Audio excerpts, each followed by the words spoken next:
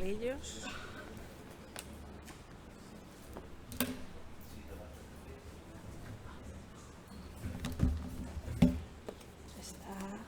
Está conectada, ¿no? ¿No cómo veo?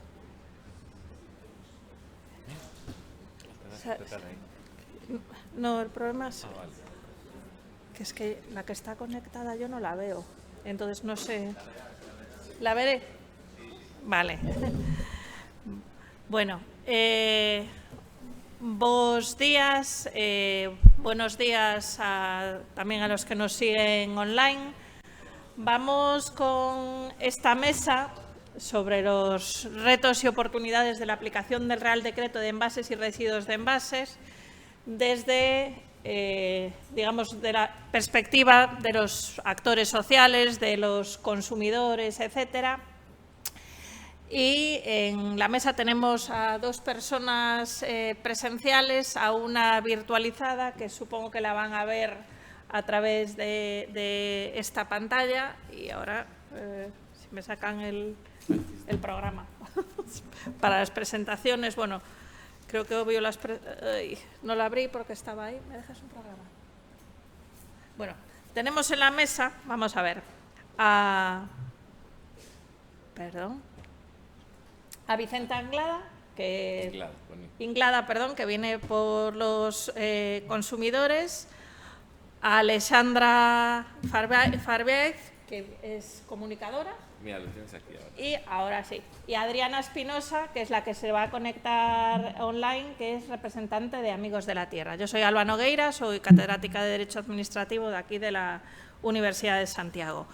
La idea, un poco la dinámica de la mesa en este caso, va a ser hacer algunas preguntas a los distintos ponentes, pero al mismo tiempo queremos reservar un hueco final para una propuesta que nos quiere hacer Alexandra, con lo cual ella intervendrá algo menos en este momento inicial y hará como una intervención más, digamos, solo de ella al final. Entonces, en principio, habíamos acordado que les iba a lanzar como una serie de preguntas, 2 o 3 bloques de preguntas a los 3 ponentes, e intervendré yo también.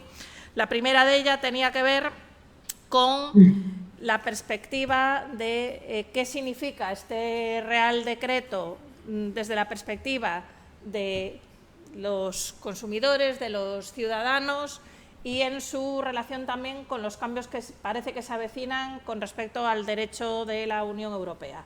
Entonces, Vicente, si quieres. Muy bien, pues perfecto. Bos días, bon día a todos y a todas, y sobre todo también a los organizadores por tener darnos la oportunidad a las personas consumidoras de poder opinar.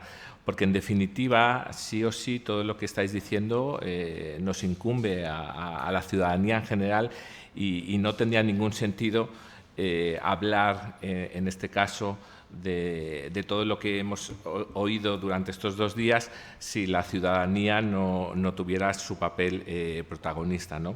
Y en ese sentido, pues, sobre todo, pues, dar las gracias, porque en definitiva es muy importante que la ciudadanía y la sociedad civil en general pues, pueda opinar, ¿no? Así como dice el mandato constitucional, ¿no?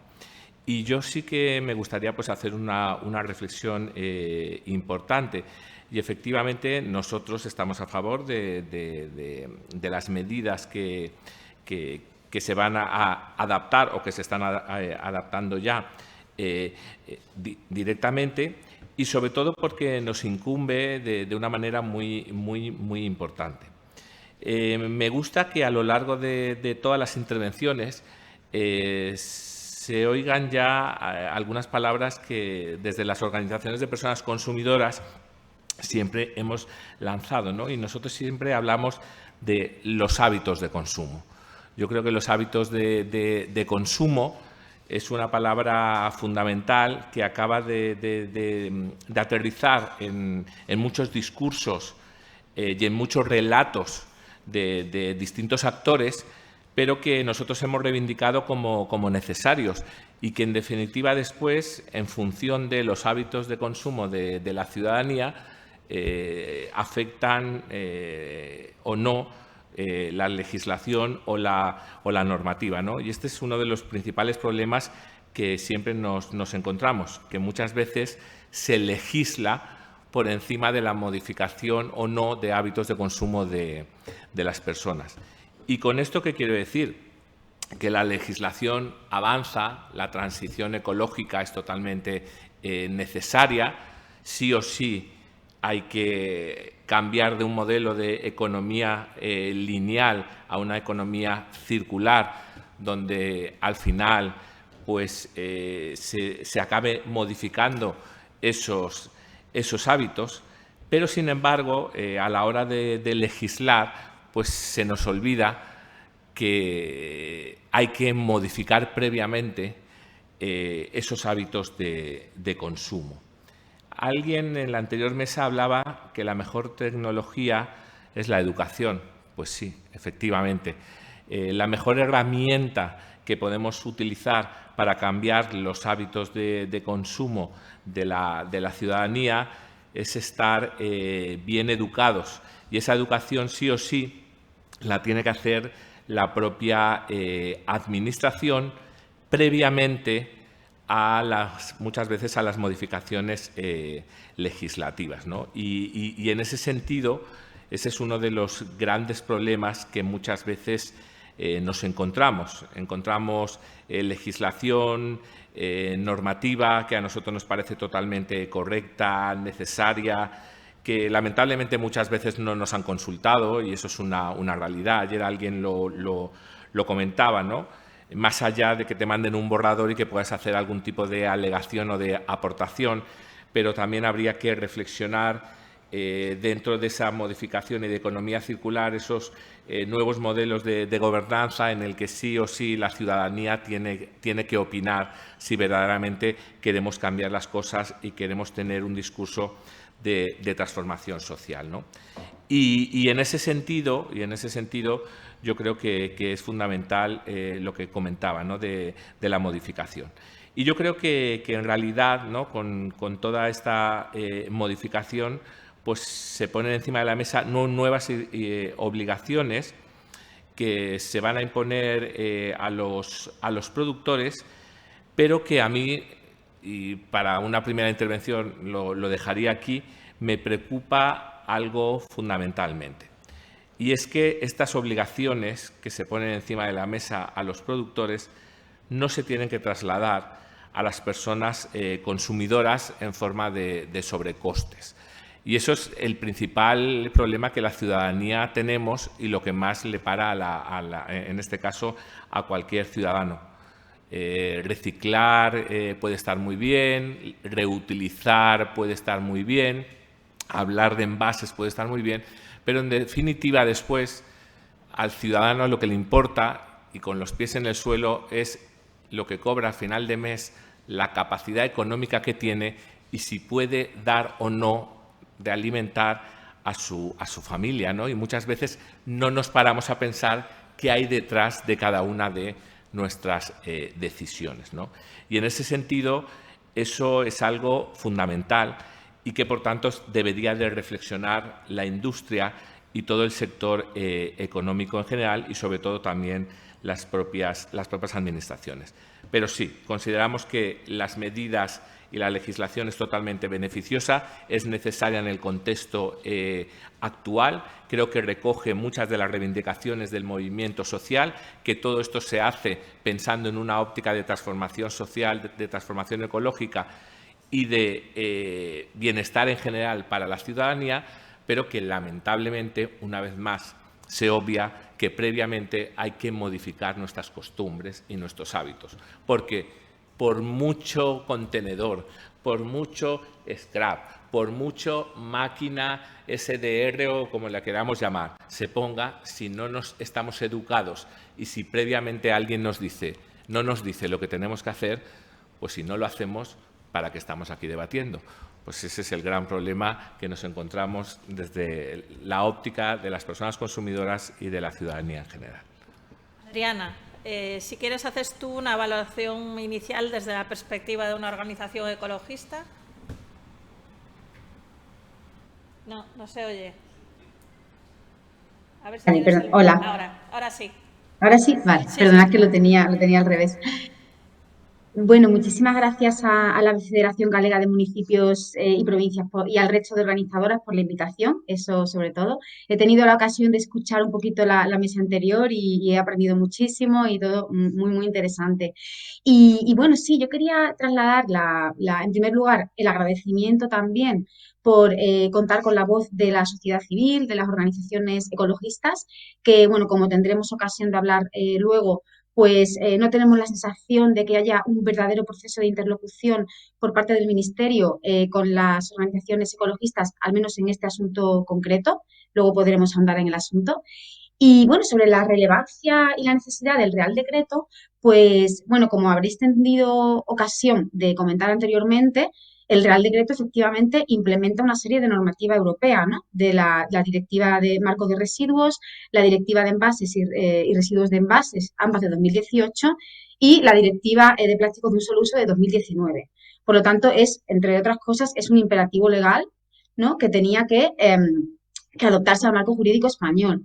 Y luego, por otra parte, efectivamente también era una herramienta muy esperada, muy, muy esperada por la sociedad civil también, para que se veía como la herramienta clave para abordar una crisis de residuos que tenemos, de residuos plásticos además en concreto, y en general una emergencia climática, ¿no? a la que toda la crisis de residuos y en concreto la de plásticos viene a contribuir.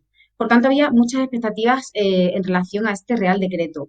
Y bueno, lo que nos encontramos son dos problemas principalmente, que puede haber más, pero dos principalmente. En primer lugar, el Real Decreto, bueno, viene anclado a un marco general que es el establecido por la Ley de Residuos y Suelos Contaminados, que se adoptó en abril también de 2022, y que es una ley que, a pesar de que lleve en su título la palabra economía circular, lo cierto es que no adopta el enfoque y las medidas necesarias para realmente contribuir a esa economía circular. Es una ley que relega la prevención y la reutilización a un lugar testimonial, en nuestra opinión, y que sigue apostando por soluciones de fin de tubería y por el reciclado como la opción mágica, ¿no? Para solucionar todos estos problemas, aunque sabemos que no lo es.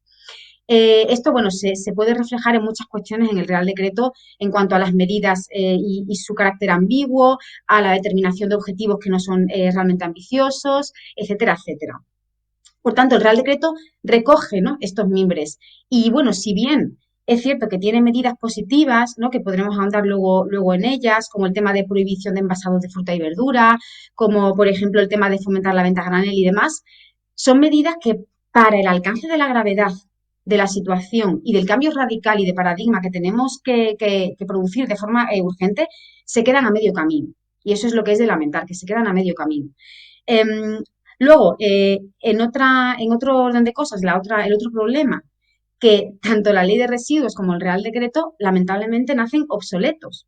¿Por qué digo que nacen obsoletos? Bueno, pues porque, como decíamos, implican o suponen la transposición al ordenamiento jurídico español de una serie de directivas europeas que se tenían que haber incorporado a nuestro ordenamiento en el año 2020 y 2021. Es decir, estas normas se adoptaron con 1 o 2 años de retraso.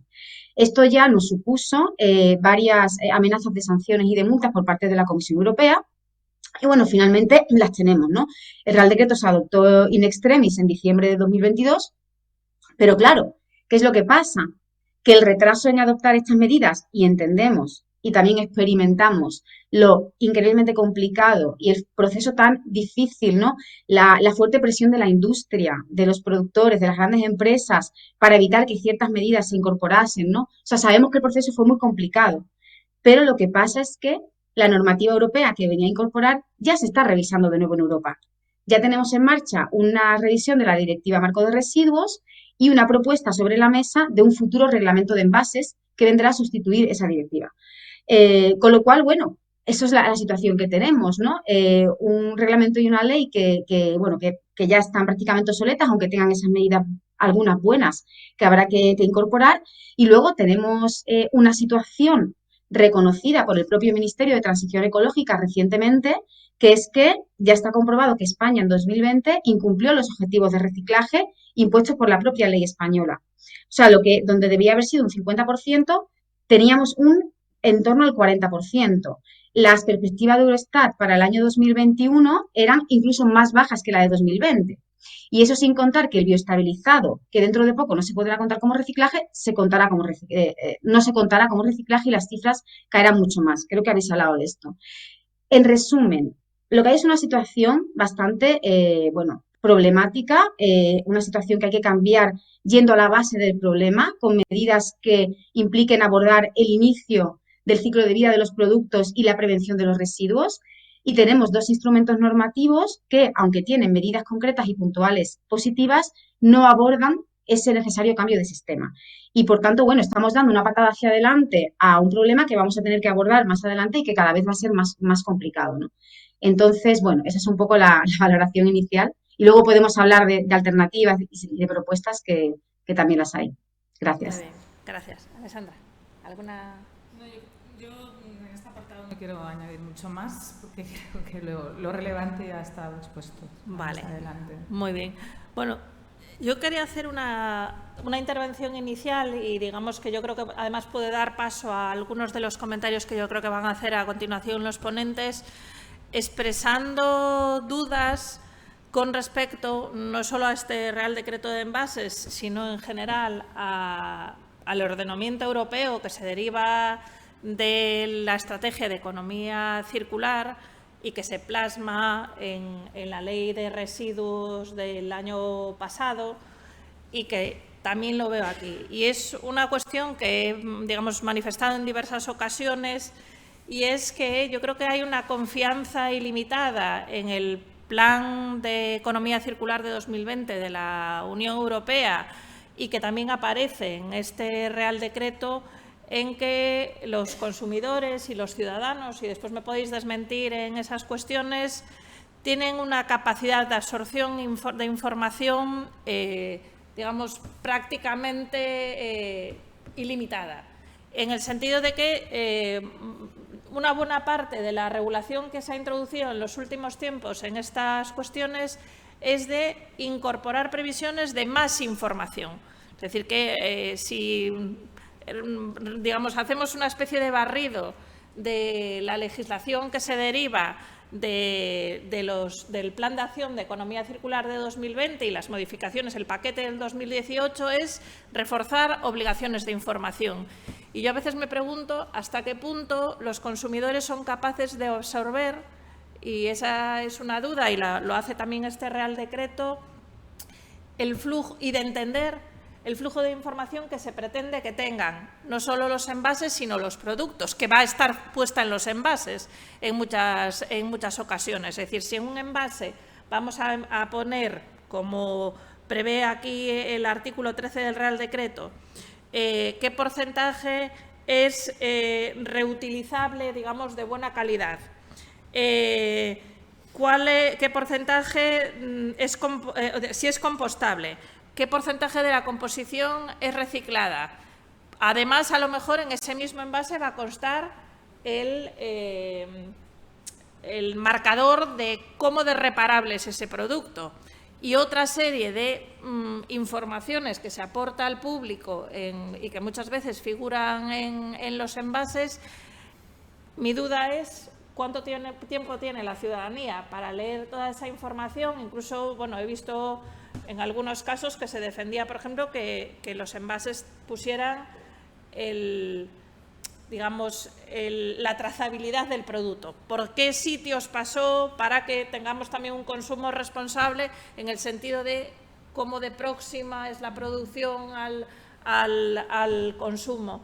Entonces, las dudas que me genera esta información es que yo creo que se pone una carga en los consumidores para hacer un consumo responsable y para evitar una sobreproducción de envases que no sé hasta qué punto es digerible. Y después, a lo mejor, en el juego que nos quiere plantear Alessandra, se puede mirar esa cuestión.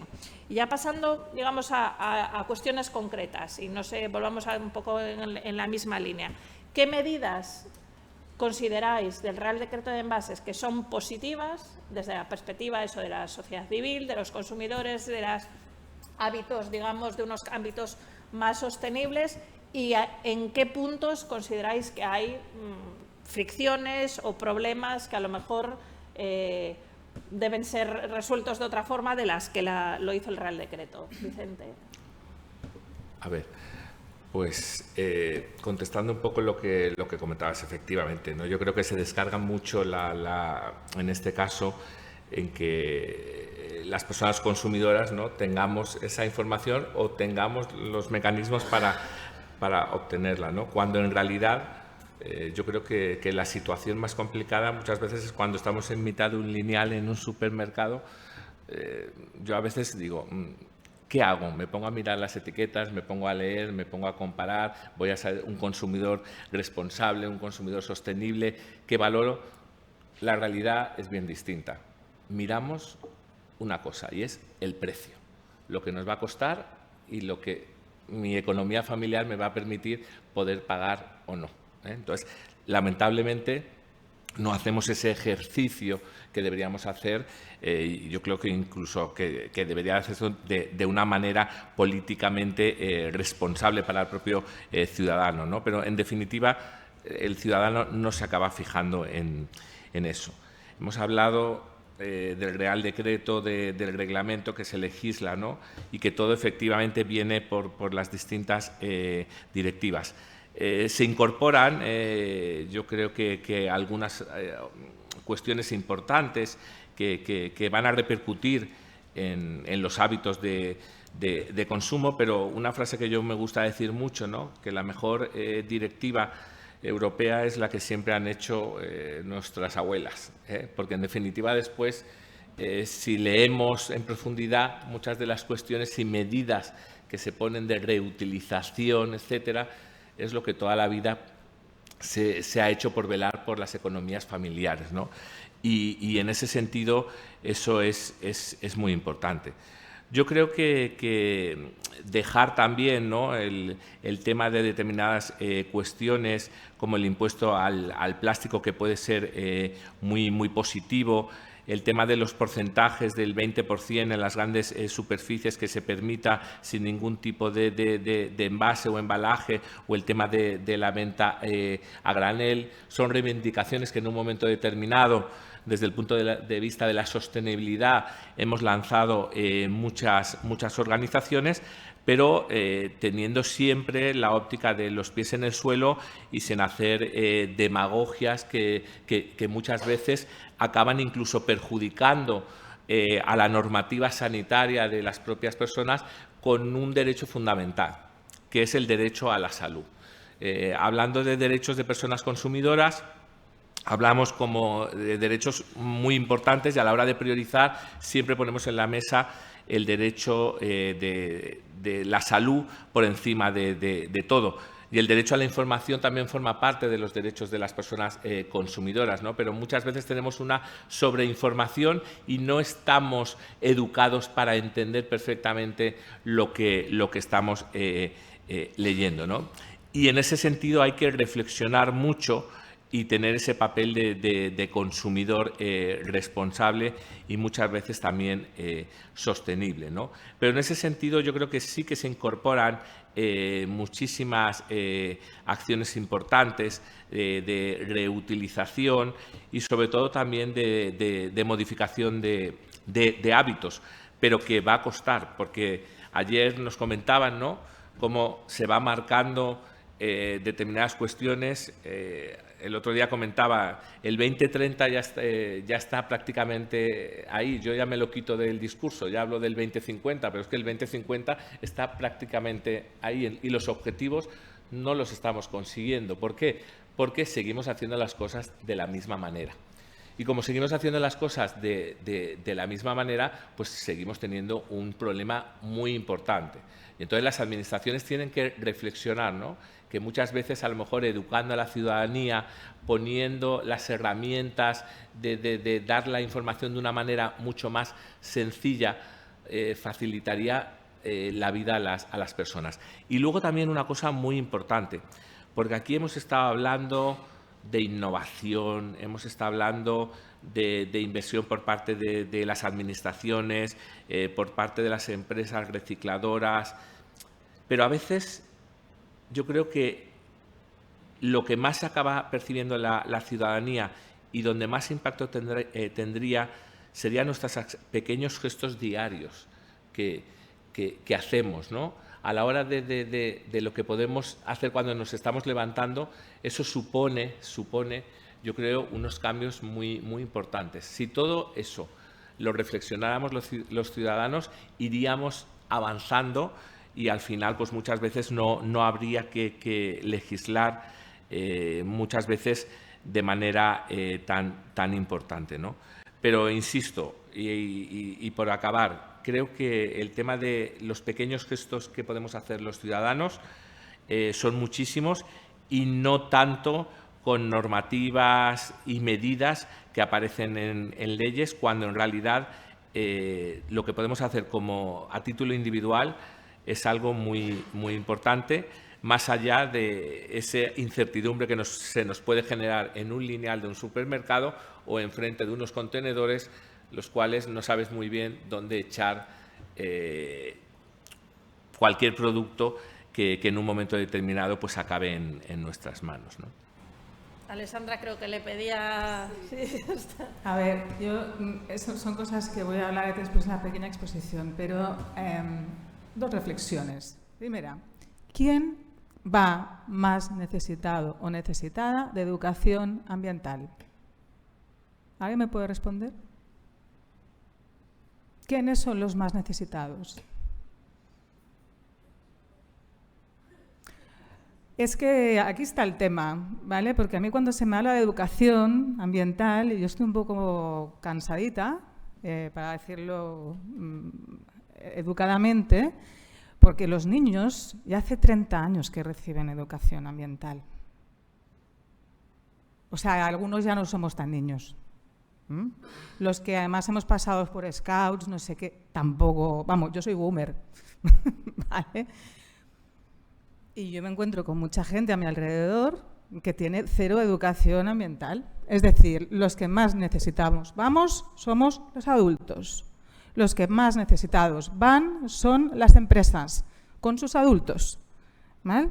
Entonces, esto por un lado. Esto es una reflexión que yo me hago porque es que me asombra que siempre estemos hablando de educación ambiental y yo pienso, bueno, les estamos aquí cargando todo y vaya por delante que ni esta ley, ni la de residuos, ni tal, ¿vale? En ningún momento hace referencia a las próximas generaciones como hace referencia a todo el acervo legal de Suecia, que habla del compromiso de estas leyes con las próximas generaciones, ¿vale?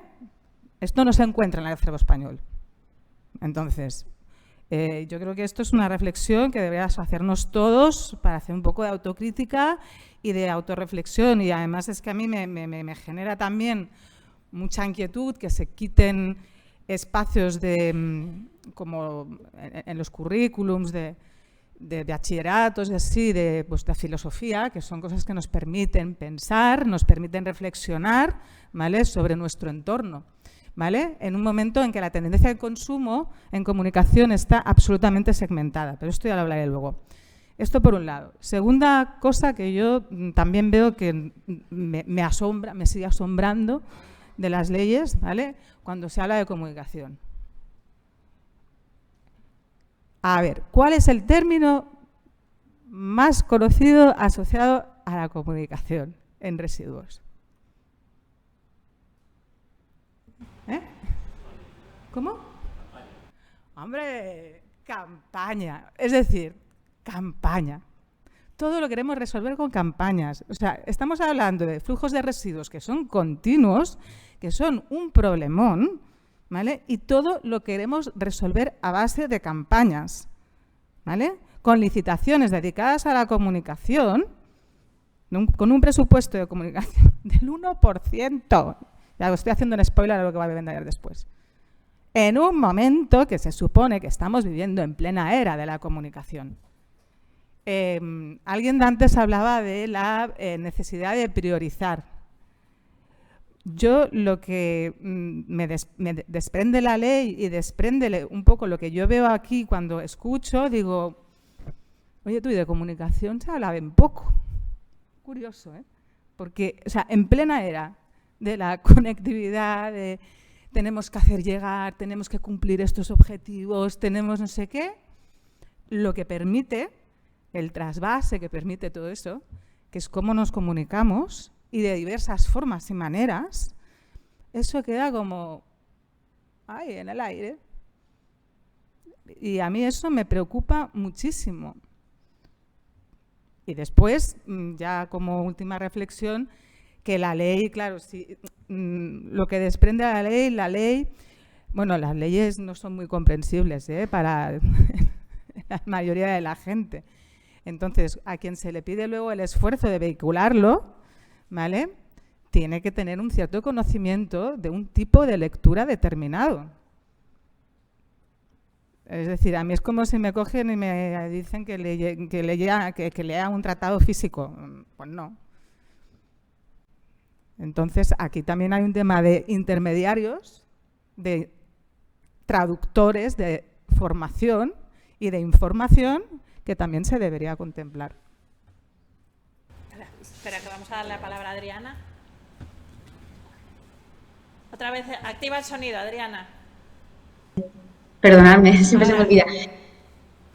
Pues mira, si yo quería seguir por el hilo de este tema de la información y el rol de los consumidores, y luego si da tiempo hablo de los elementos del Real Decreto, porque me parece una cuestión crucial y un debate apasionante. O sea que muchas gracias, Alba, por traerlo a colación. O sea, efectivamente tenemos un exceso de peso o de protagonismo en las medidas de información y transparencia, pero no solamente en lo que tiene referencia a la cuestión de los residuos, sino que, por ejemplo, en el paquete de economía circular, en las medidas que están relacionadas con el derecho a la reparación, con la obsolescencia prematura de productos, que al final tiene que ver con residuos, de nuevo se pone todo el foco en las obligaciones de transparencia y en medidas como el desarrollo de un índice de reparabilidad, ¿vale? Esto yo creo que esconde una serie de cuestiones. Lo primero es una cierta fe, yo diría una fe, ¿no?, en los mecanismos de mercado. O sea, confiamos que si la ciudadanía, los consumidores, no ciudadanía, ciudadanía como consumidores, tienen más información y, por tanto, compran determinados productos, ahí hay un error, ¿vale? Eso va a influir en la producción, ¿vale? Las empresas van a producir aquellos productos que tengan más salida, ¿vale? ¿Cuáles son los problemas de esto? Por una parte, efectivamente, la persona consumidora a lo mejor no entiende esa información o mira el precio, porque bastante tienen con pagar la hipoteca, el alquiler, la luz y la cesta de la compra, ¿no? Por lo cual, no siempre funciona. Y luego, por otra parte, esos productos que a lo mejor puntúan mejor en reparabilidad o en supuesta reciclabilidad, digo supuesta, etcétera, etcétera, son productos que son más caros, porque no hay unos requisitos armonizadores por detrás que digan que todos los productos puestos en el mercado tienen que ser sostenibles. Ergo, los productos normalmente más sostenibles, tipo cepillo de dientes de bambú, son productos más caros que solo están al alcance de una minoría. Por lo tanto, no hay un cambio masivo en los hábitos de consumo. Pero es que luego otra cuestión más de fondo. Las soluciones que ponen, en nuestra opinión, en mi opinión, el foco en la individualidad, en los hábitos individuales, lo que hacen es desviar la atención de dónde, en mi opinión, debe estar la cuestión, que es los cambios estructurales de estructura del modelo de producción y de consumo y los actores que son los que tienen más responsabilidad en la situación actual y, por tanto, más poder de cambio. ¿De qué actores estoy hablando? De las grandes cadenas de distribución alimentaria y las grandes superficies, que, por ejemplo, en el caso de los envases, el envasado alimentario está fuertemente vinculado a esas cadenas globales de producción, de distribución de alimentos, porque para traer una fresa o lo que sea, o un plátano de Costa Rica, pues a lo mejor hay que envasarlo, ¿vale? O sea, por una parte, estas cuestiones, ¿no?, las cadenas globales de distribución y las grandes empresas de distribución, es una de las cuestiones donde hay que poner el foco. Y luego los productores de productos, las empresas. Son las empresas las que, en función de unos cálculos de sus cuentas de beneficios y de sus cuentas y su balance económico a final de año, deciden poner o no unos productos en el mercado. Si no actuamos sobre estas dos cuestiones y todo lo centramos en la responsabilidad individual, no solamente no va a haber un cambio real, sino que es injusto para la persona que se le ponga esa carga, ¿no?, esa responsabilidad. Y yo llevo escuchando también en las mesas anteriores y en general, ¿no?, en el debate actual, la necesidad de cambiar los hábitos de consumo, y con todo el respeto del compañero representante, ¿no?, de los consumidores, pero yo me pregunto, ¿quién cambia los hábitos de producción? Porque, como también se ha comentado antes, muchas veces lo que nos ofrecen las empresas es lo que el consumidor, es lo que ofrece esa alternativa al consumidor. Entonces, yo creo que debemos poner el foco ahí, en el ámbito de la producción, en los sistemas estructurales tipo cadenas globales de producción y de distribución alimentaria, etcétera, etcétera. Si no, realmente vamos a seguir, bueno, pues lanzándonos piedras sobre nuestro propio tejado. Entonces, bueno, es la reflexión que quería aportar y contribuir. El Real Decreto, bueno, sí que tiene algunos elementos positivos, como decía, aparte de los que ha comentado el compañero. Yo creo que el establecer un derecho para el cliente, digamos, el consumidor, de que los envases reutilizables que traiga pues sean aceptados por la superficie, por la tienda, es una cuestión interesante. Pero bueno, como digo, seguimos sin abordar pues esos cambios estructurales que realmente hacen falta. Por tanto, no, son medidas interesantes, pero que se quedan a medio camino.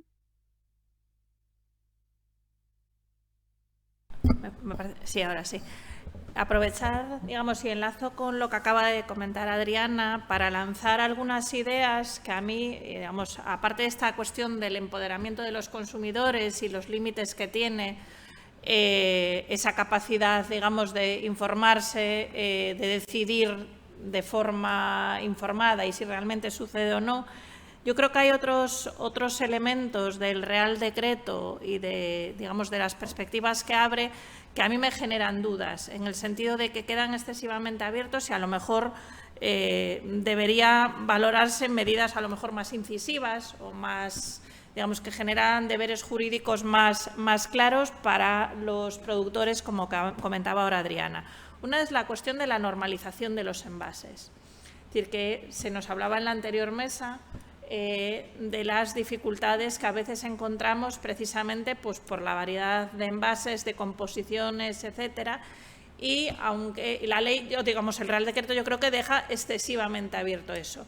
Sí debería plantearse una acción de unificación de determinados tipos de envases de consumo masivo. Es decir, que los lácteos tuvieran que tener un determinado tipo de envase y no cada marca uno, que la botella sexy de Coca-Cola pues tuviera que ser igual a la de Pepsi, digamos, las bebidas refrescantes tuvieran también una unificación de envases, porque seguramente eso permitiría una acción muchísimo más fácil para que las siguientes fases de la cadena y para que, digamos, el momento del reciclado fuera mucho más sencillo.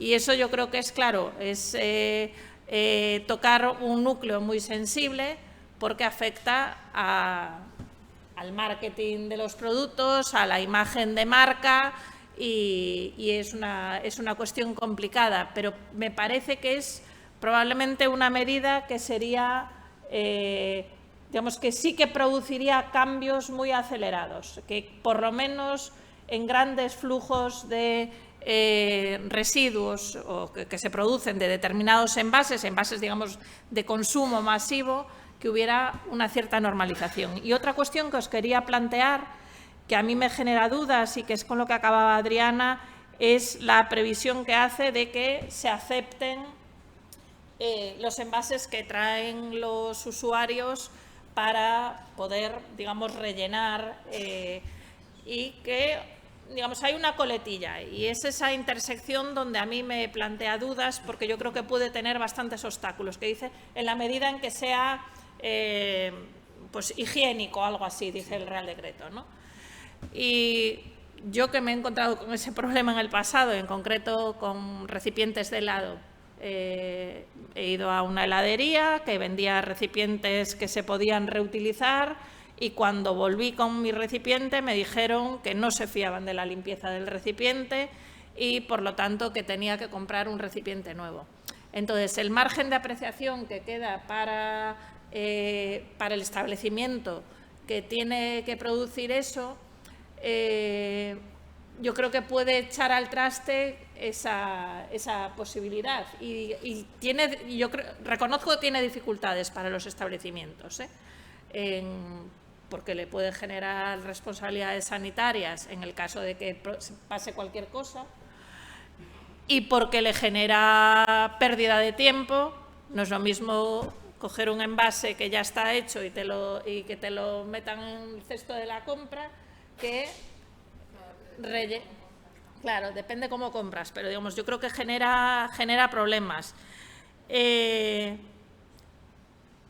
que tenemos una sociedad, digamos, que ha hecho de las cuestiones sanitarias, yo creo que las ha llevado también a un extremo que prácticas tradicionales que veíamos como normales se han ido eliminando. Por ejemplo, las propias de los mercados de abasto, de venta de proximidad, que eran ventas sin envases, donde la gente llevaba su huevera y le rellenaba los huevos, y que ahora son prácticas que están bastante radicadas. Pero yo creo que esa previsión, desde mi punto de vista, se puede encontrar a trancos, y que una cuestión favorable, que es la cuestión de la venta a granel, no sé hasta qué punto va a ser viable, porque me parece que puede encontrar este tipo de obstáculos. Entonces, quería plantearos esa cuestión. Adriana ya lo habló, digamos, un poco antes. Si quieres incidir algo más, Adriana, te vuelvo a dar la palabra. Sí, vamos, yo tengo, Sí. puedo comentar, sí. Me parecen muy interesantes las dos apreciaciones que has hecho. Por una parte, el tema de la normalización de los envases. Es una medida que, además, a nivel europeo, las organizaciones de la sociedad civil lo llevan tiempo pidiendo. Normalizar los envases a nivel europeo, al menos dentro de lo que es el mercado único europeo, para facilitar también, ¿no?, el transporte interpaíses. Y luego yo puntualizaría normalizar los envases también con la idea de que se garantice su efectiva reutilización, estableciendo los sistemas adecuados de reutilización, como por ejemplo el depósito. Y aquí una de los grandísimos fallos, en mi opinión, del Real Decreto es que establece un sistema de depósito, si no se cumplen ciertos objetivos de recogida separada, por supuesto, para principalmente de bebidas de plástico, botellas de bebidas de plástico. O sea, estamos dejando el vidrio con todo el potencial de reutilización que tiene. Como decía, no sé quién lo dijo, la mejor directiva es la que escribían nuestras abuelas. O sea, hace no tantos años estábamos reutilizando las botellas de plástico y ahora están machacándose y triturándose para entrar en ese circuito de reciclado. Luego, normalización de envases para que puedan ser efectivamente reutilizados en un sistema de depósito y con los mecanismos que se habiliten para ello. Y por tanto también incidir en esa parte, ¿no?, que creo que también tenía que ver lo que decías del ecodiseño, o sea, de ir a la fase de diseño de los productos para evitar la generación de residuos desde su origen. Y luego lo del envasado, ¿no?, y los envases reutilizables en los establecimientos, tienes mucha razón, porque además, escuchando el otro día al Ministerio en una presentación del Real Decreto, de la que luego podremos hablar, decía que efectivamente también es responsabilidad de los establecimientos el definir los criterios de salubridad y de higiene que deberán cumplir los envases. Luego, efectivamente, deja muchísimo margen de apreciación para estas entidades, para estos actores, y bueno, sí que a lo mejor tiene ciertas dificultades, pero yo quería recordar que muchos establecimientos en España y en otros puntos de Europa donde, por ejemplo, se compra mucho más a granel y se rellena mucho más, ya se está haciendo desde hace tiempo. Se compra aceite a granel con tu propia botella, por supuesto fruta, verdura, frutos secos también, otro tipo de consumibles también. Luego, aprendamos de las buenas prácticas que hay implantadas y bueno, que la gente no se está muriendo por las esquinas por comprar en reutilizable y a granel, ¿no? O sea, confiemos en la experiencia también de países del entorno. A ver, yo quería apuntar... ¿Hola? Sí. A ver, yo quería apuntar dos cosas. Bueno, primero lo que ha dicho ella, que en la legislación francesa el tema de a granel está como mucho más detalladito, ¿eh? Entonces, tenemos fuentes de inspiración que estaría bien, pues, tenerlas en cuenta. Después, a ver, no seamos ilusos. Yo es que a veces me parece que como que todo va circunscrito a la ley. A ver, yo cuando era adolescente, a mí me gustaba comprar en tiendas de ropa de segunda mano por la sencilla razón que encontraba cosas que en las normales pues no encontraba. Ya está, eran diferentes, no sé qué, tal. Y a mí había gente que me miraba, me decía, pero qué rara, pero es que la ropa estará sucia. O sea, cosas un poco análogas a lo que acabas de decir, ¿no? Bien, ahora todo el mundo compra segunda mano. ¿Por qué? Porque hay precariedad, señores y señoras, no solo por cuestiones ambientales. Ahora las preguntas de, uy, va a estar muy sucia esta prenda, no sé qué, ¿se las hace la gente? No, en Barcelona hay sitios que compras ropa al kilo. Al kilo. ¿Vale? Con lo cual, Cuando hablamos de hábitos, tenemos que un poco abrir la mente. No es una ley la que cambia hábitos solo, aunque sí que es importante. Y yo siempre me acuerdo de cuando se hizo la ley de envases de un solo uso, que fue la ley más rápida hecha en la historia de la Unión Europea, ¿verdad? ¿Y esto por qué se da? Por otra ley. ¿Hecha dónde? ¿En la otra punta del mundo? ¡En China! Ya no queremos más vuestros plásticos, espabilaros. Y de repente Europa a temblar porque no tiene capacidad para reciclar. Entonces, de ahí surge, o sea, hay necesidades y la ley responde, ¿no? Antes, no sé quién decía, bueno, la ley viene siempre tarde, ¿no? Es verdad, es poco previsora, es muy poco previsora. Entonces, bueno, yo creo que hay muchas... Cuando hablaba el compañero sobre la sabiduría de las abuelas, cierto es, mi tía nació en plena guerra civil y tiene una serie de hábitos, ¿vale?, mucho más sostenibles que probablemente incluso yo, ¿vale? Pero ¿esto dónde surge? De la necesidad. De la necesidad. Y seguramente todos nosotros empezaremos a espabilar cuando la necesidad se nos imponga, cuando los residuos los tengamos delante de la puerta de casa. Preguntarles ahora en París, bueno, ahora no sé si han llegado a un acuerdo, ¿no?, porque ya me he perdido, pero ¿qué ha pasado con las huelgas? ¿Nos gustaría tener a todos los residuos delante de la puerta? ¿Así a doquier?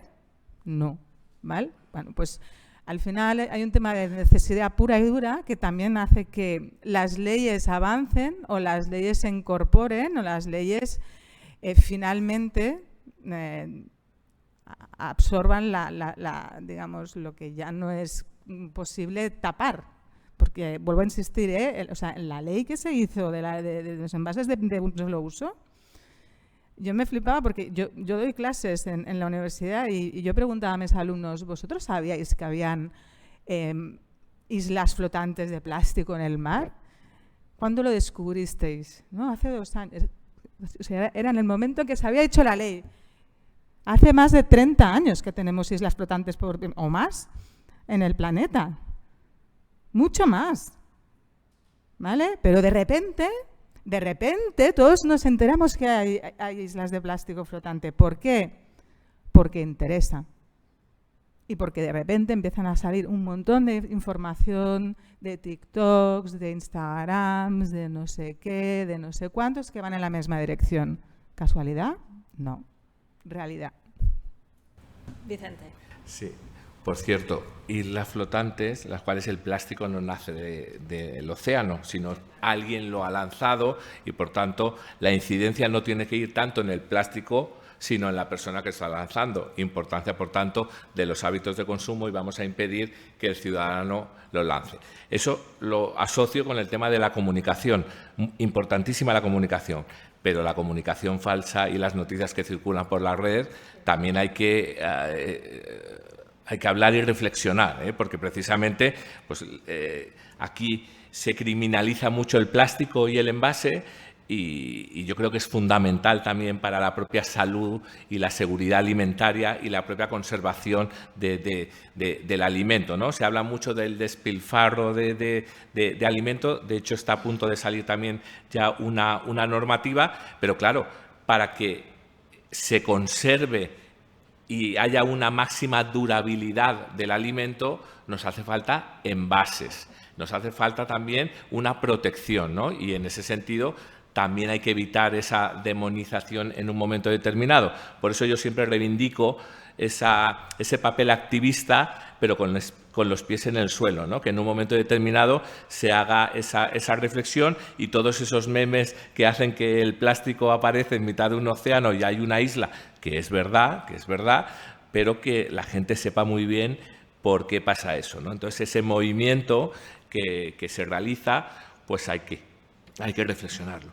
Y luego, efectivamente, yo creo que la simplificación, la normalización supone ayudar y facilitar a la ciudadanía, poner las leyes al servicio de los ciudadanos, ¿no? Y en ese sentido también es importante que hagamos esa reflexión, ¿no?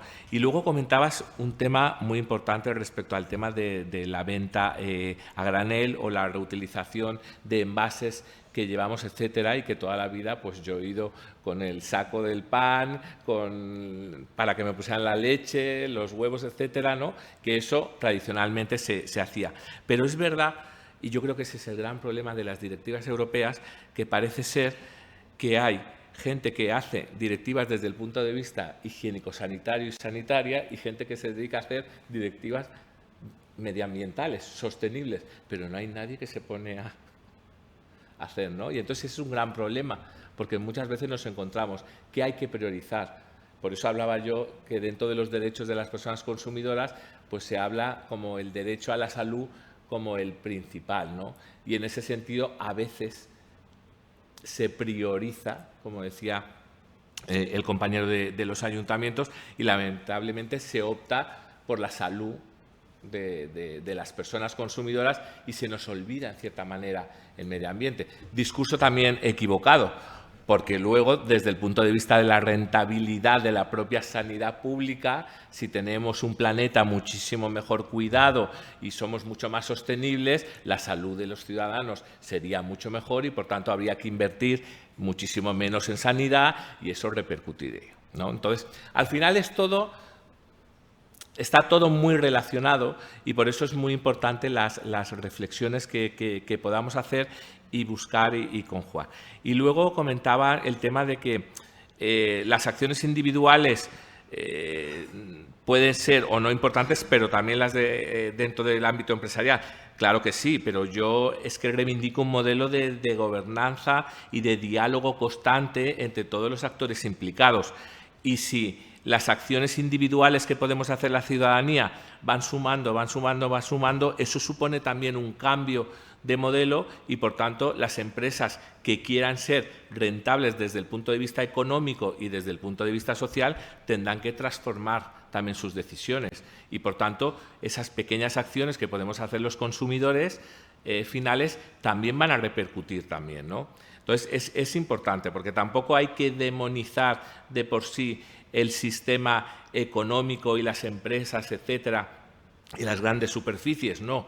Yo creo que si se incorpora la voz, el diálogo, los modelos de gobernanza dentro de la economía circular, podemos llegar a soluciones que sean buenas para todos y que sirvan para transformar, en este caso, la sociedad, que es el objetivo fundamental, ¿no? Y en ese sentido, por lo que comentabas, yo creo que es necesario esa implicación, esas medidas individuales y, sobre todo, también facilitarle al ciudadano, ¿no? Porque, en definitiva, las leyes tienen que facilitar al ciudadano su día a día. Insisto, a veces legislamos y ese día a día no lo tenemos claro los ciudadanos y, por tanto, pues tenemos un problema y el legislador a lo mejor se ha adelantado excesivamente. Adriana. Sí, bueno, os invitaría a leer un informe que sacó Amigos de la Tierra hace no muchos años, que se llama Al desnudo, los envases de plástico no evitan el despilfarro alimentario, ¿vale? Es un informe que lo que hace es desmontar, basado en una investigación, con datos, con ciencia, uno de los grandes mitos en torno al uso del envasado alimentario hoy día, que es necesario y positivo para evitar el despilfarro. Lo que este informe dice es, entre otras cosas, que muchas veces es incluso lo contrario. Es el envasado alimentario, vinculado además a esas cadenas globales de distribución alimentaria, el que contribuye a que se desperdicien muchos más alimentos. Con lo cual, muy bienvenida una ley contra el despilfarro alimentario y medidas concretas, pero basadas en ciencia, en datos y en soluciones eficaces, ¿no? Luego también otro comentario que quería hacer, y es que creo que ha sido a raíz de algo que ha dicho Alessandra de los hábitos del consumidor, ¿no? Y bueno, efectivamente, creo que la sobreproducción de plástico y el uso del envase de plástico como algo generalizado se generalizó, valga la redundancia, en torno a los años 1950, ¿vale?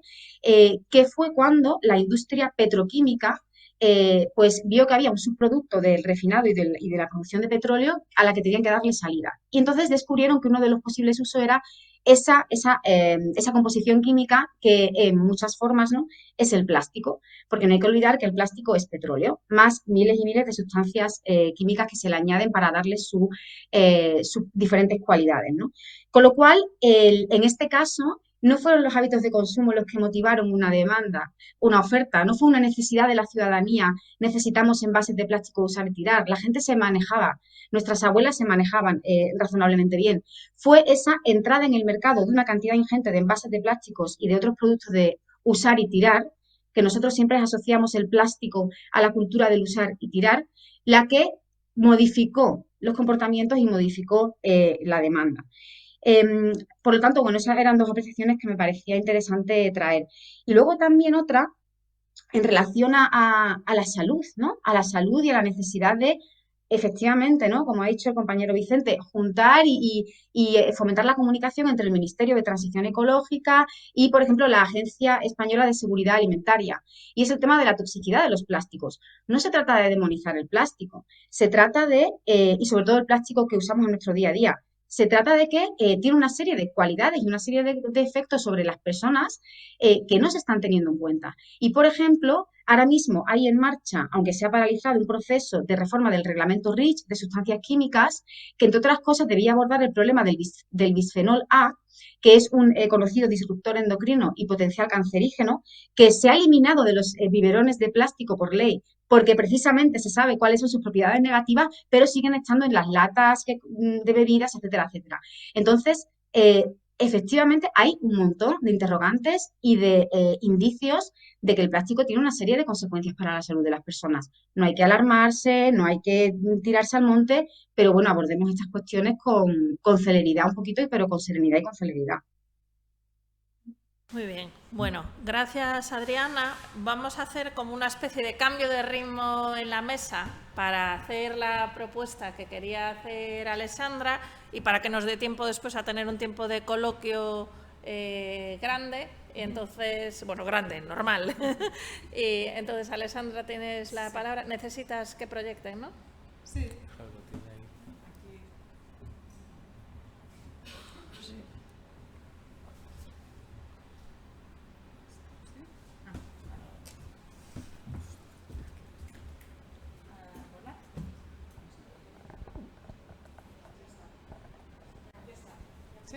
Vale, vale. Entonces, yo os quería proponer un pequeño juego, ¿vale? ¿Cuántos de vosotros conocéis un juego de mesa que se llama Código Secreto? Vale, guay, ¿no? ¿Y el Dixit? Uy, muy pocos juegos os veo a todos, ¿eh? Bueno, va muy bien. Los juegos son una gran herramienta de aprendizaje y es un tipo de aprendizaje que se te queda, además, porque cuando nos divertimos aprendiendo, pues entonces aún retenemos más. Entonces, estos dos juegos son juegos de asociaciones, ¿vale? Entonces, yo voy a pasar una imagen, ¿vale? Y sin decir nada, vais a levantar el brazo a cuántos de vosotros podéis hacer una asociación con lo que hoy nos ocupa. ¿Sí? Vale. El de abajo, perdón. Vale.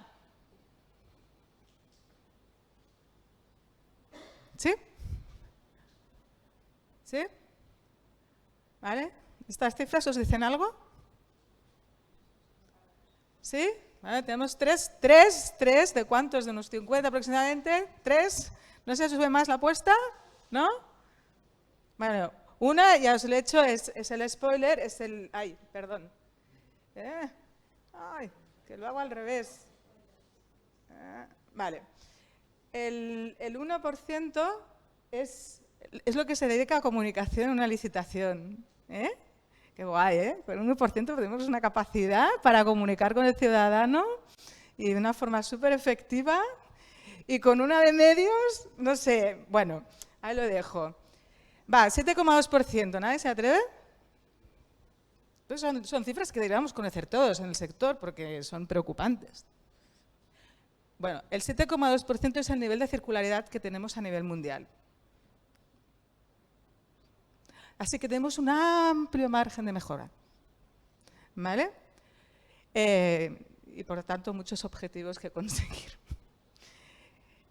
El 70%, ¿alguien se atreve?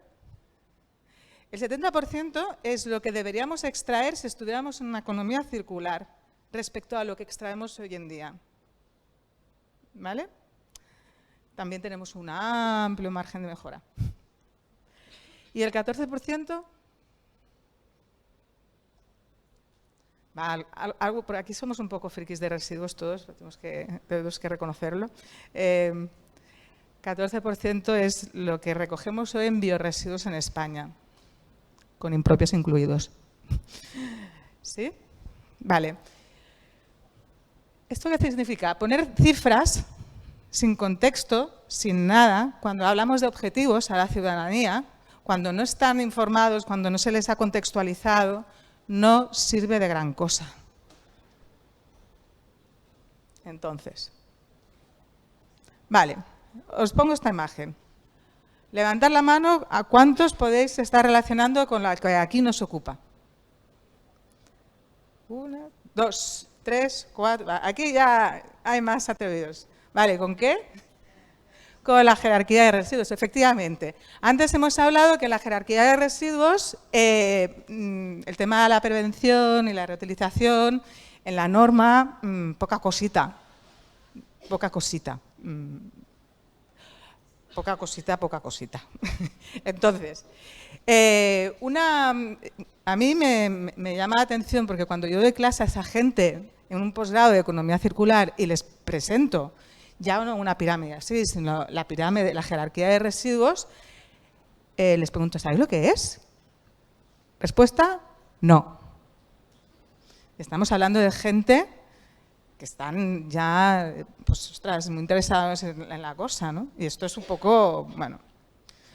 Además, es que con esta pirámide sencilla podríamos empezar a hablar de muchas cosas, porque precisamente aquí está explicado pues cómo va subiendo la cosa, lo que no debemos llegar, ¿vale? Y lo que está pasando ahora, las posibilidades, a partir de aquí se pueden contar muchas otras cosas. Pero esto, que es la base legal de todo lo que estamos aquí hablando, es algo que no está socializado. Entonces, si algo tan básico no está socializado, ¿qué estamos exigiendo a los consumidores?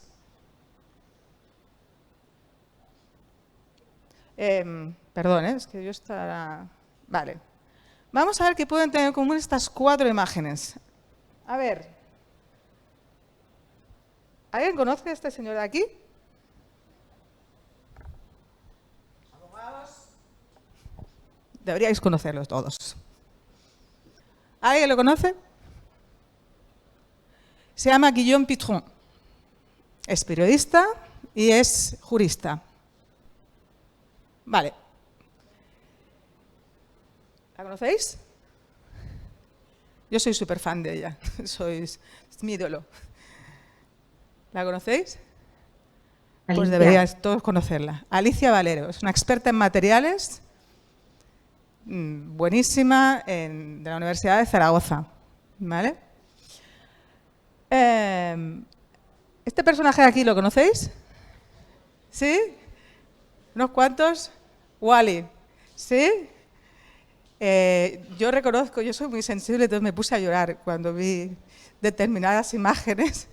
Yo creo que es una película que, bueno, tenemos asociado la animación con los niños, pero yo creo que es una película que todo adulto debería ver.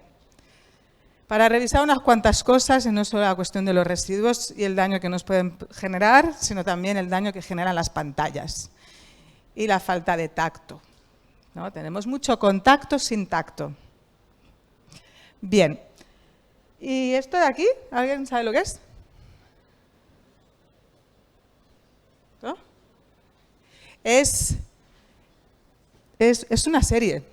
Es una serie que se llama Mi propio castillo. En la serie es una pareja de británicos que empezaron a hacer cuentas y se dieron cuenta que, que por un piso en Londres de 2 habitaciones, o no sé dónde era, ¿vale? Podían comprarse un castillo en Francia. Ahora bien, llegaron al castillo y lo tuvieron que remodelar todo. Han sido muy hábiles para poder encontrar fondos y rehabilitar un castillo que cuenta con 25 habitaciones, porque estaba que se caía, ¿vale? También es verdad que el hombre es ingeniero y la mujer es decoradora, con lo cual tenían ya un background como para poder hacer según qué. ¿Qué pasó? ¿Qué es lo que es interesante? Tú ves toda esta serie y tú vas viendo cómo reforman, cómo reutilizan, cómo recuperan, cómo integran todo en esa casa. Y vinieron con 2 niños, ¿vale? Pequeños.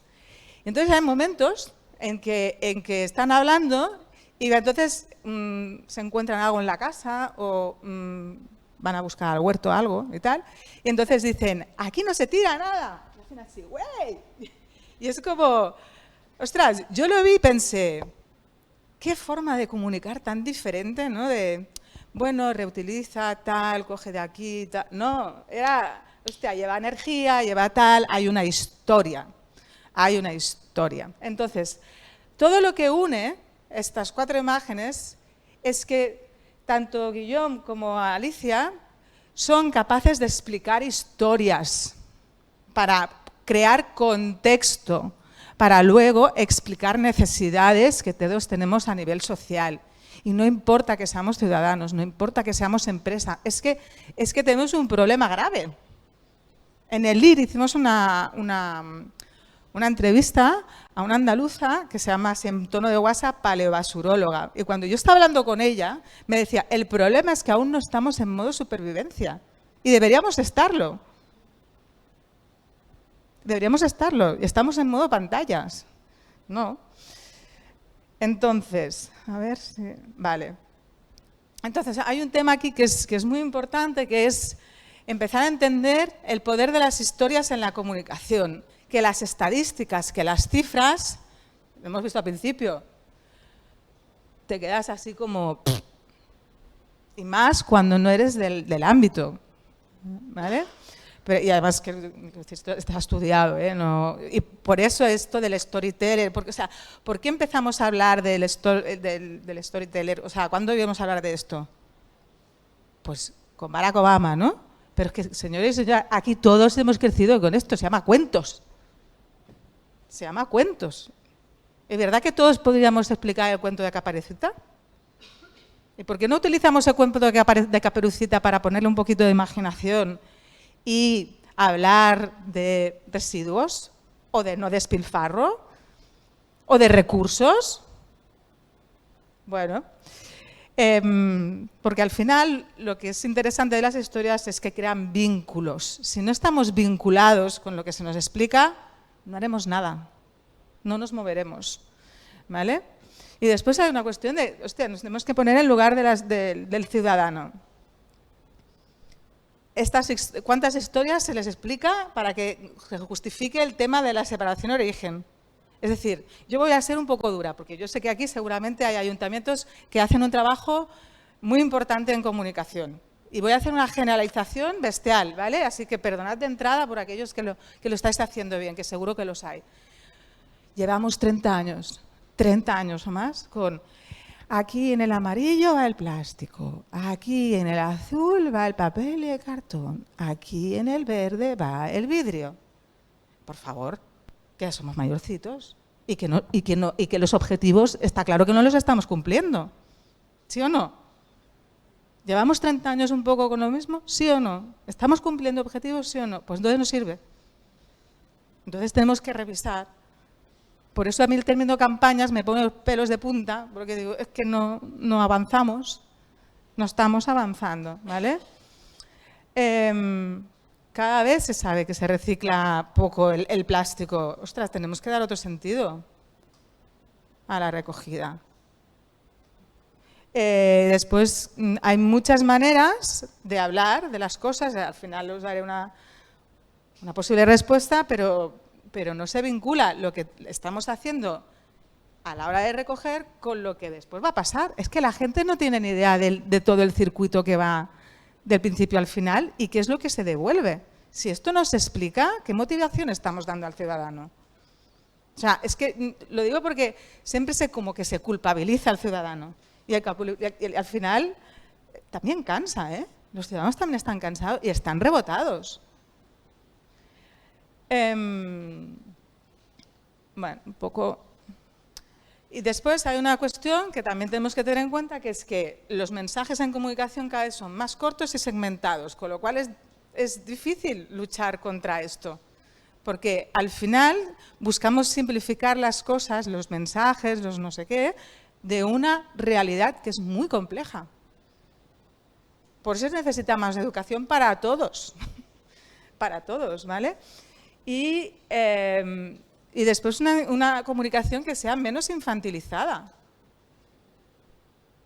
Cuando estamos haciendo durante 30 años la misma campaña, estamos infantilizando al personal.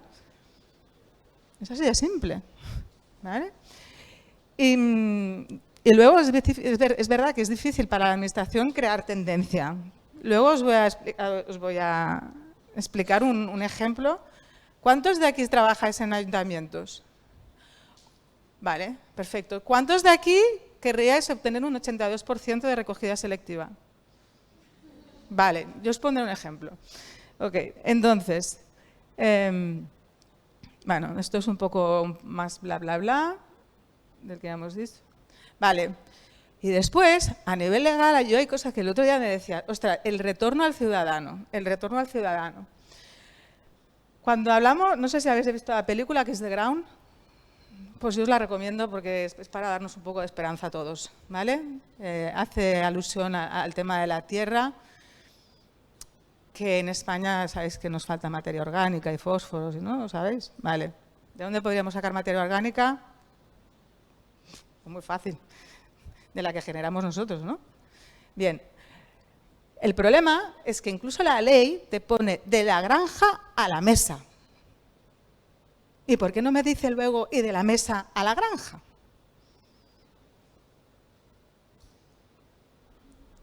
¿Vale? Entonces, para finalizar, yo os voy a comentar el ejemplo de Mancomunitat de la Plana. No sé si lo conocéis. La Mancomunitat de la Plana son unos 12 municipios que están todos asociados desde hace ya 40 años, 30 o 40 años, ¿vale? Antes ha dicho Victoria, y con acierto, y yo también estoy muy de acuerdo, que la economía circular es colaborativa, ¿vale? La Mancomunitat de la Plana se asocian y son los primeros en... y ahora, por favor, vamos a dejarnos de prejuicios, ¿vale? Einstein decía que es más fácil separar una molécula que romper con un prejuicio. Me habéis dicho que queréis llegar a un 82%, ¿vale? Fueron los primeros, o sea, fue el primer lugar donde se instauró el puerta a puerta en Cataluña. Pero es que también colaboran con Ecoembes. Pero es que también colabora con Robamiga. Es que también colaboran con gestores de residuos. Que no es incompatible. Esta gente a mí me interesan muchísimo. ¿Por qué? Porque tienen integrada la comunicación dentro de su sistema de gestión para luego poder cumplir los objetivos de la ley y superarlos con creces. Y tienen una comunicación constante. Y tienen un sistema de comunicación interna constante. Y tienen una forma de planificar la comunicación que es un plan de comunicación. No es una campaña, ahora otra campaña, y cuando acabe las campañas me voy a hacer mi informe que toca anual de comunicación. No, lo hacen de una manera mucho más integrada, donde todas las personas son importantes. Tienen un sistema de comunicación que es muy sencillo a través de un grupo de Telegram, donde están involucrados desde el jefe de área hasta los camioneros para ir recogiendo las incidencias, ¿vale? Y después de años de experiencia han cogido y en según qué municipios han reformado el qué, ordenanzas. ¿Para qué? Para establecer un pequeño sistema de sanciones en los casos que son críticos. Y otra cosa, ¿sabéis cuáles son los que les dan más problemas? a nivel de ciudadanía, porque ahora ya, dice, al principio siempre cuesta, pero luego ya... Pues el público más difícil con el que se encuentran es el de segunda residencia, con un alto nivel económico y con un alto nivel educativo. Oh, sorpresa, no es la gente del pueblo, no. Entonces, yo os animo a conocer este ejemplo, ¿vale? Porque ya tienen muchos años de experiencia. Nosotros en el IR probablemente vamos a hablar sobre ello, ¿vale? Pero es un poco para que nos demos cuenta que ni los sistemas son cerrados y que, jolín, que podemos abrirnos un poco a todos y entre todos hacer un lugar mejor. Bueno, gracias, Alessandra. Y ahora toca el momento de preguntas del público. Tenemos como 10 minutos o así para hacer preguntas y después hacemos una pausa.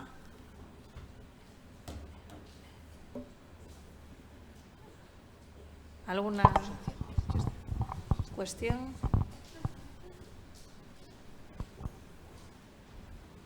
José. Sí. Vale. Bueno, más que una pregunta, quería hacer así una reflexión, ¿no? Porque sí que me preocupaba bastante el tema de la gestión sobre cuál creemos que es el papel del ciudadano, ¿no? En la política de economía circular y ser conscientes que en el fondo hay una tensión ideológica muy potente, ¿no? Y de hecho la estrategia de 2022 de la Comisión Europea, pues se ve esa estrategia porque hay dos polos, ¿no? Por una parte está la estrategia de productos sostenibles, ¿no? Con todo lo vinculado con las obligaciones de ecodiseño, ¿no? De los productos sostenibles y también la propuesta de reglamento de envases que establece pues ya una hoja de ruta para a través de actos determinar exigencias, ¿no? En relación a los envases para los diferentes objetivos. Y por otra parte tenemos la propuesta de empoderamiento, ¿no? De los consumidores, ¿no? Y ahí se aprecia esa tensión, ¿no? Que hay entre, por una parte, ¿no? Un sector de la sociedad que considera que esto es una responsabilidad de los productores de productos, ¿no? En esa lógica de que el 80% del impacto se deriva de la fase de diseño, y otra parte en los actores económicos en donde entiende que esto es una cuestión de responsabilidad, ¿no? Buen comportamiento ciudadano, tenemos que educar, ¿no? a los ciudadanos para que no tiren cosas a la calle y que hagan, bueno, pues una recogida selectiva, ¿no? Es un problema de comportamiento ciudadano, ¿no? Por eso que en el fondo de esta cuestión, que creo que hay que tratar con mucha delicadeza, hay que tener muy claro cuál es la responsabilidad de cada uno y no atribuirse responsabilidades que no corresponden a cada uno de los ámbitos. Lo digo, por ejemplo, estamos hablando de la responsabilidad ampliada. Si uno lee la directiva de envases, ¿no? El régimen de responsabilidad ampliada dice expresamente en la exposición de motivos, de la directiva, en los considerandos de la directiva, indica expresamente que se configura un régimen de responsabilidad ampliada no del ciudadano, no del consumidor, sino del productor. ¿Y por qué lo hace la Comisión Europea? Porque dice expresamente que la cantidad, la tipología de residuos de envases es responsabilidad del productor y no del consumidor o del ciudadano. Lo dice expresamente la presentación de la directiva. Sin embargo, si vamos, lo digo por la generación de relatos que acaban incidiendo en la generación de políticas y en la configuración normativa, ¿no? Sin embargo, si cogemos el Real Decreto de Envases, vemos que hay la penetración de un relato diferente, ¿no? Y se configura un régimen de corresponsabilidad. No hay un régimen de responsabilidad ampliada del productor, hay un régimen de responsabilidad ampliada principalmente del productor, pero de corresponsabilidad. Y aparece el ciudadano, ¿no? Como un ámbito de responsabilidad. ¿La tiene? ¿Hay instrumentos para el ciudadano? Sí. Están todas las políticas de comunicación e información que conocemos hace años. Está la tasa municipal, que es la herramienta económica de cambio más importante, e indirectamente el impuesto de vertido para las entidades locales que acaban pagando los ciudadanos a través del presupuesto municipal. Nadie discute que eso no sea responsabilidad del ciudadano y responsabilidad de los entes públicos. Podríamos argumentar que habría que hacer una reducción de la tasa municipal en atención a que el impacto ciudadano se deriva de un diseño inadecuado por parte de los productores y repercutir parte de la tasa municipal. Podríamos decir que el impuesto de vertido depende en buena medida del comportamiento de los productores y reducir ese impuesto municipal. Esto no se produce en la regulación. Responsabilidad de los entes municipales, impuesto de vertido, responsabilidad ciudadana, tasa. Indiscutible. Yo incluso defiendo que no haya esa traslación de costes a los productores. Sin embargo, en el régimen de responsabilidad ampliada, pese a que la directiva habla del productor de producto, hay una corresponsabilidad público-privada y la determinación de los costes se produce en atención al comportamiento ciudadano. Es decir, que los costes de la fracción resto van a ser asumidos como máximo hasta un 50% cuando se cumplan los objetivos de recogida separada, partiendo de la premisa que hay un mal comportamiento ciudadano y que, por tanto, hay que incentivar el cambio a través del régimen de responsabilidad ampliada. Y yo creo que hay un problema de concepto. La responsabilidad ampliada es un instrumento de cambio muy importante si hay una repercusión de costes adecuada para el comportamiento de los productores. No es un instrumento de cambio de comportamiento ciudadano porque no tiene ese impacto. La reducción del pago a los ayuntamientos vinculado con el mal comportamiento ciudadano que se produce en el marco de los convenios y se producirá en el futuro no tiene impacto en el cambio ciudadano. Se repercute en los presupuestos y no afecta a su comportamiento. Por eso me parece importante a la hora de definir cuál es el papel del ciudadano y qué instrumentos utilizamos, saber cuál es la responsabilidad de cada uno y que cada agente asuma su responsabilidad. Seguramente habrá que tener en cuenta el principio de proporcionalidad, pero no mezclar responsabilidades y sobre todo lo que es desnaturalizar procedimientos o herramientas con objetivos específicos de cambio de comportamiento de los productores a través de una lógica, de un relato vinculada con el comportamiento ciudadano. Siento que esto no sea una pregunta, pero me parece importante que seamos conscientes que detrás de esto hay un debate de política de residuos sobre el reparto social de los costes que no es menor, ¿no? Y perdonad que esto ha sido una conferencia paralela. Gracias. Bueno, ¿había alguna pregunta más? ¿No? Yo solo para concluir, digamos, enlazando con esta última intervención de José. Efectivamente, yo creo que detrás de cualquier norma, pero detrás de las estrategias dirigidas a la economía circular y en concreto de esto, hay un modelo de sociedad y un modelo económico que se apuntala o se intenta cambiar. Y entonces, en la medida que pones responsabilidades en un sitio u otro, estás intentando realmente cambiar el modelo o no cambiarlo. Yo he sido bastante crítica con el último plan de acción, con los planes de acción de economía circular, porque creo que pone un excesivo peso en los ciudadanos en un cambio de modelo económico, porque si queremos cambiar de un modelo de economía lineal a circular, es un cambio de modelo que realmente los ciudadanos, digamos, participan de él. Y tenemos que combatir actitudes, por ejemplo, hiperconsumistas. Y una parte de la política de las empresas, por ejemplo, de comunicación o de envases, está dirigido son reclamos. O sea, te pongo un envase distinto, rosa fosforito, con no sé qué letras, o 5 envases uno dentro del otro, porque estoy intentando buscar esa pulsión del consumidor. Y efectivamente tiene que haber cambios de los consumidores y cambios de comportamientos. Ahora, como decía ayer en otra charla distinta, los ciudadanos no dejaron de conducir después de beber copas porque le hicieran campañas de la DGT poniendo a tetrapléjicos el día de Navidad. Dejaron de beber conduciendo porque se puso un carné por puntos y unas multas muy cuantiosas. Entonces, son las políticas que generan obligaciones jurídicas a quien causa problemas las que funcionan normalmente. Entonces, yo creo que hay una parte de eso que implican giros muy grandes y muy importantes en la forma en que funcionan nuestras economías, en la forma en que se producen cosas, en la forma en que llegan a los mercados, que tenemos que saber si queremos dar o no, pero que estamos ahí al borde del precipicio si no lo hacemos también está ahí, ¿no? Entonces, yo creo que la reflexión de José es un broche final para esta mesa muy adecuada y muy importante. Y nada más, cerramos aquí, creo que hay un café, ¿no? Hay un café ahí fuera. ¿Y a qué hora volvemos? Media hora, menos cuarto. A menos cuarto.